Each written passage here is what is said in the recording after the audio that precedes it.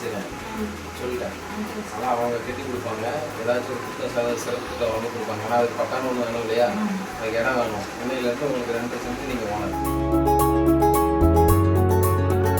நான் வீட்டுக்கு வந்ததுனால ஒரு கெஸ்ட்டாக வந்ததுனால உங்களுக்கு பரவாயில்லம்மா இருக்கட்டும், நீங்கள் வேங்க சரியா. ஸோ அதனால் வெறுங்கையோடு வரக்கூடாதுல்ல, அதனால்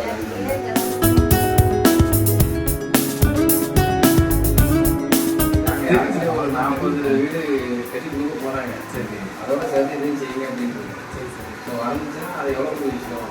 2 சென்ட் பார்க்காம கிடைக்கும்.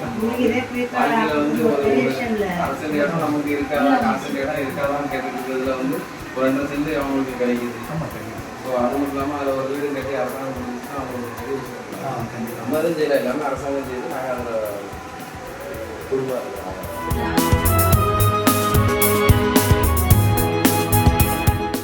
2015 எனக்கு ஊரோடு சேர்ந்து வேன் பிடிச்சி ஸ்ரீவில்லிபுத்தூர் சதுரகிரி கோயிலுக்கு நாங்கள் சாமி கும்பிட்றதுக்காண்டி போயிருந்தோம். அப்போம்போது கீழே சாமி கும்பிட்டு கீழே இறங்குறப்போ திடீர்னு காட்டாச்சி வெள்ளம் வந்ததுனால எங்கள் அப்பாவும் பிளாப்படி கருசாமி கோயில்கிட்ட எங்கள் அப்பாவையும் தங்கச்சியும் அடித்து கொண்டு போயிட்டு அங்கே கீழே இறங்கி போலீஸில் இன்ஃபார்ம் பண்ண பிறகு எங்கள் தங்கச்சியை 2-3 நாள் கழித்து கண்டுபிடிச்சி கொடுத்தாங்க. அதுக்கு எங்கள் தங்கச்சிக்கு இறப்பு சான்றிதழும் இழப்பீடும் சேர்த்து கொடுத்துட்டாங்க. எங்கள் அப்பாவை இன்னும் தேடிக்கிட்டு தான் இருந்தாங்க, கண்டுபிடிக்கலை. எங்கள் அப்பாவை நாங்களும் கோர்ட்டு போலீஸ் ஸ்டேஷன் எல்லா பக்கம் மனு கொடுத்துருந்தோம். அப்போ அது வரைக்கும் எங்களுக்கு கிடைக்கவே இல்லை. எங்கள் அப்பா கிடைக்காதனால 7 வருஷம் கழித்து இறந்த சர்டிஃபிகேட் வாங்க சொன்னாங்க. இறந்த சர்டிஃபிகேட்டும் நாங்கள் 7 வருஷமாக அலைஞ்சிக்கிட்டு தான் இருந்தோம், எங்களுக்கு கிடைக்கல. 7 வருஷம் முடிஞ்சதுக்கப்புறமும் ஒவ்வொரு இடமா நாங்கள் அலைய எங்களுக்கு அலக்கழிச்சிக்கிட்டு தான் இருந்தாங்களே தவிர எங்களை இங்கே போங்க, அங்கே விருதுநகர் போங்க, ஸ்ரீவில்லிபுத்தூர் போங்க, மதுரைக்கு போங்கன்னு சொல்லி எங்களை அலைய தான் வச்சாங்க தவிர எங்களுக்கு எதுவுமே கிடைக்கல. நாங்கள் அதுக்கப்புறம் எங்களால் முடியலைன்னு நாங்கள் விட்டுட்டோம். இப்போ புதுசாக தாசில்தார் ஓட்டப்பிடாரத்தில் இருந்ததுனால அவங்கக்கிட்ட போய் நாங்கள் கேட்டதுனால அவங்க வந்து எங்களுக்கு தூத்துக்குடி கலெக்டர்கிட்ட சொல்லி எங்களுக்கு ரெடி பண்ணி கொடுத்தாங்க. எங்கள் அப்பாவோட இறந்த சர்டிஃபிகேட்டு 11 வருஷம் கழித்து இப்போது இந்த தாசில்தார் ஐயனார் சார் தான் எங்களுக்கு ரெடி பண்ணி கொடுத்தாங்க. எங்கள் அம்மாவுக்கு எங்கள் அப்பாவுக்கு இறப்பு சான்றிதழும், எங்கள் அம்மாவுக்கு வாரிசு சர்டிஃபிகேட்டு, விதவை பைசா, எங்கள் அம்மா கிராமத்து வேலை பார்க்கறதுனால விதவை பைசாவுக்கும் எல்லா சர்டிஃபிகேட்டும் எல்லாமே வாங்கி கொடுத்து எல்லாம் ரெடி பண்ணி கொடுத்தாங்க.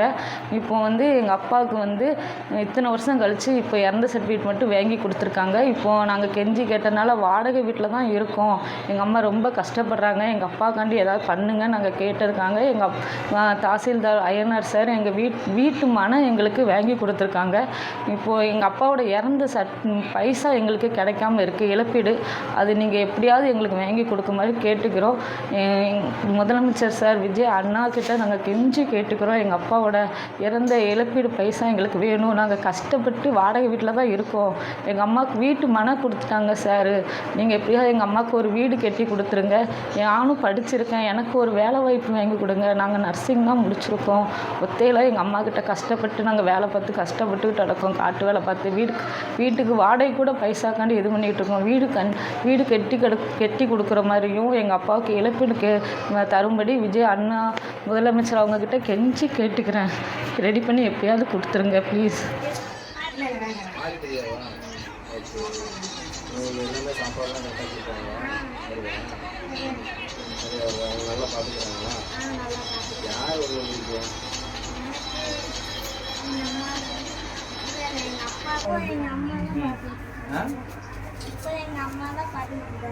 உங்கள் அம்மா பார்த்துட்டு இருக்காங்களா? இப்போ அம்மாவை பிடிக்குமா ரொம்ப? உங்கள் சகோதரி பிடிக்காதா? உங்கள் சகோதரி எங்கே இருக்காங்க? சகோதரி பிடிக்குமா? ஓ சரி சரி சரி சரி. ஒன்றும் இல்லை, உங்களுக்கு தேவையான எல்லா விஷயமும் செஞ்சு கொடுப்பாங்க சரிங்களா?